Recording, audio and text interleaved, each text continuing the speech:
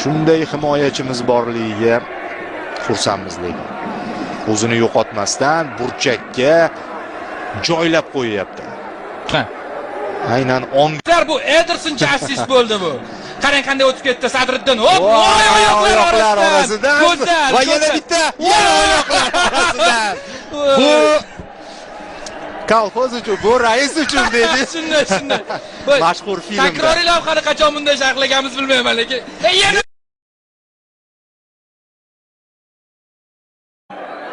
Rustamov, ramziy yakun.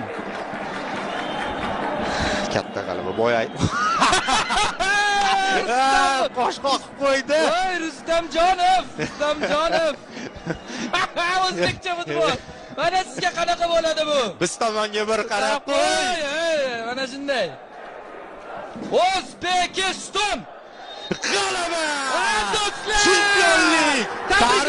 Tabriklang! Yoningizda kim bo'lsa tabriklang! Qahramonlik bilan va misli ko'rilmagan qahramonlik bilan O'zbekiston o'smirlar terma jamoasi g'alabaga erishyapti. Voy do'stlar, qanday tarix yozildi bu futbolchilar, boshqacha futbolchilar. Osiyoda mana shunday g'alaba qozonishdi. 9 futbolchi bo'lib, bitta taym o'tkazishdi.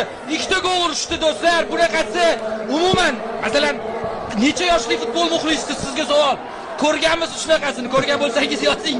O'zbekiston o'smirlar yoshlar terma jamoasi bilan bu yuz beryapti. Va biz buni jonli efirda hayajon bilan, mana rostdan ham butun turnirdagi hayajonimizni bugun chiqarib tashlab, lekin bu qanaqa hayajonlar edi? Albatta boshida qayg'uga tushdik, lekin ikkinchi taymda qanchalik burilib o'zgarib ketdi. 2 ta gol urdik. Oxirgi sekundlargacha yotib olmasdan qanaqadir bir futbolga aloqasi bo'lmagan qiliqlarsiz toza o'ynab, toza g'alabaga erishdik. 2 ta to'p farqi bilan. Aynan shunday.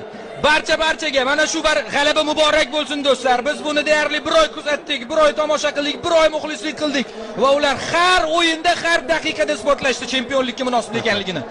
Humoyun Oripov edi bizning matbuot kotibimiz do'ppida. Respekt bu jamoani shakllantirgan, bu jamoada o'ynagan, bu jamoa atrofida bo'lgan barchaga respekt. Hurmatimiz muxlislarga va mana birlashib ketyapti muxlislar bilan futbolchilarimiz. O'zbek futboli rostdan ham 2025-yilda mana shu yilda ajoyib damlarni boshdan o'tkazyapti.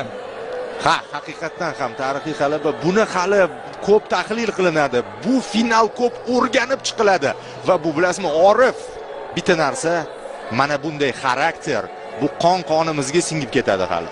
Hech qachon taslim bo'lma, hech qachon kurashni to'xtatma, hech qachon